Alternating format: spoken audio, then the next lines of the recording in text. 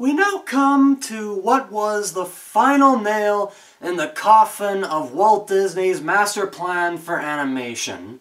A film he poured his heart into, but sadly went the way of Pinocchio and Fantasia. It was 1942, and we all know what went down in 1942. By this point, America was, actually involved in World War II by this point. And the movie-going public just, they weren't feeling a cutesy-looking movie about deer. Or, as a certain advertisement from 1942 would have you believe, a romance involving deer. Just what the fuck about Bambi gave the advertisers the idea that it was a romance? Well, I suppose in the end it doesn't really matter, because regardless, those damn box office results just couldn't justify the cost. Again. You really have to wonder how Disney managed to survive this shit at all. I mean, 3 expensive flops in a row, with only a profitable Dumbo keeping them from tanking. It of course wasn't the fault of the movies themselves, it was just incredible bad luck and extraordinary bad timing. But hey, after the war was over, Disney re-released the movies and they were actually pretty profitable on their re-release. But of course, it didn't matter. Disney felt that these expensive movies were just too much of a gamble and he didn't want to risk bankrupting his company. So unfortunately, we would never see any technically brilliant films like these ever again in the entire Disney canon. Well, maybe not entire Disney canon, but for a really, really long time. But hey, at least the Golden Age ended on a bit of a high note. As a matter of fact, or at least I think, Bambi was supposed to be Walt's second film after Snow White. He was working on it since the 30s, and he poured his heart into it. He wanted Bambi to be an ultra-realistic portrayal of life in the forest. Well, not ultra-realistic, but as realistic as you can get without losing that good old Disney charm. He wanted the backgrounds to look as real as possible, he wanted the animal movements to be spot on to the real thing, etc., etc. He brought real animals in, including a pair of fawns, so his animators could accurately animate the animals, and took trips into the deep forest to accurately draw the forest in the backgrounds. And all that effort paid off big time. I mean, look at it. I mean, Bambi has got to have the finest looking animation I've ever seen in an animated film. Now, most animated movies I have seen have gorgeous animation, but they're still very stylized, still very cartoony, if you will.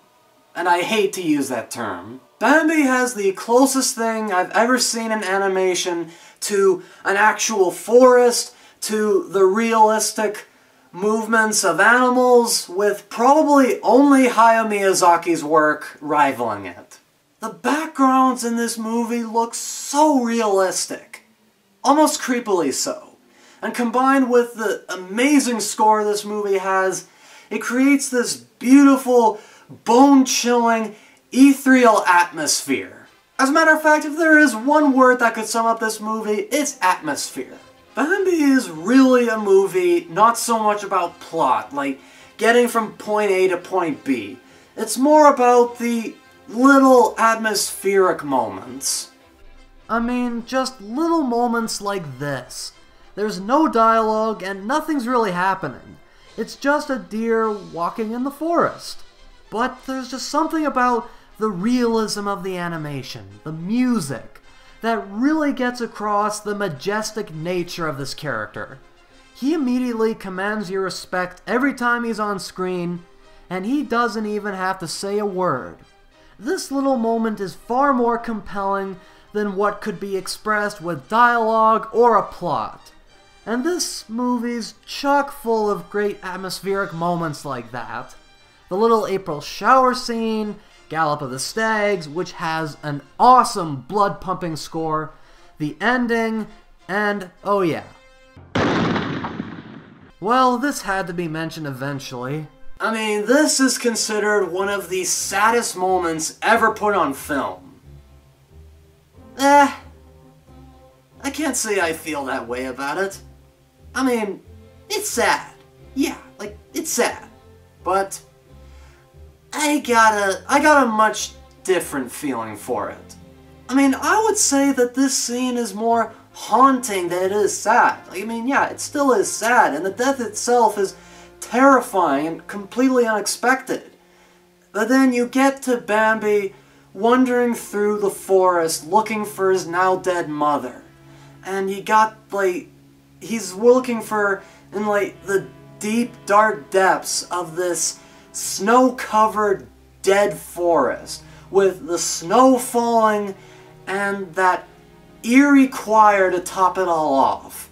I mean, you could argue that this scene may not be as sad as some others in the Disney canon, but you can't deny that this scene is just pure artistic brilliance that creates this uncomfortable, like, chilling, and yes, kind of sad atmosphere.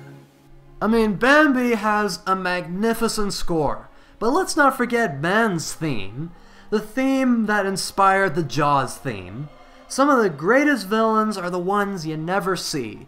You never see Man, but when they show up, that theme and the terror of our main characters is all it needs to be terrifying. And hell, despite Bambi's reputation for being a cutesy movie, it can be pretty damn scary and intense. Well, when it wants to be. Of all the Disney films, Bambi is probably my favorite of the lot. For the reasons I just stated, but also because it's one of the only two movies, discounting a certain TV show, that got me interested in reading the book it was based on. Why, yes, Bambi is based on a book. How many of you knew that? I didn't know, even though it was right there in the opening title. And it is a damn fine book. Probably my favorite novel of all time. If you ever get the chance to check it out, do so. And tell them I sent you. But I'm of course not here to talk about the book, I'm here to talk about the movie. But it's still a really good book, and I highly recommend it. If you're interested, and I most certainly hope you are, there's a link to my review of the book in the description below. And if you're also interested, be sure to check out my review of the sequel. Also highly recommended. So, aside from promoting the book, why do I bring it up? Well, for what other reason? To compare it.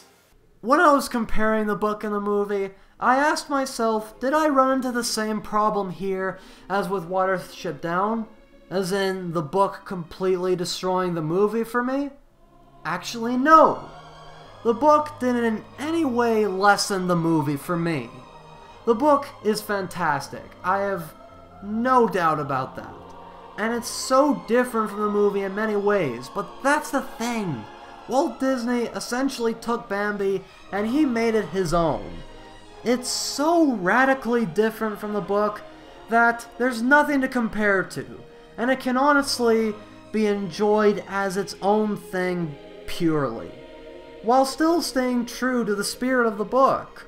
The only thing I'm kinda disappointed in is that I'll probably never see Felix Salten's vision for the story on the big screen. But Walt Disney's Bambi is a masterpiece that can stand on its own. It marked the end of an era for Disney. It ended Walt Disney's ambition for pushing the boundaries, and not even the 90s Renaissance would ever be so ambitious. If you agree or disagree with this video, be sure to discuss in the comments section, and if you like this video, be sure to give it a thumbs up and to subscribe to my YouTube channel. Also be sure to check out my blog at The Critical Canucks at blogspot.ca, and also be sure to follow us on Twitter, Tumblr, and Facebook, all that jazz. Links to all those are in the description below. Thank you very much for watching, and we'll be seeing you next time. Peace out, everybody.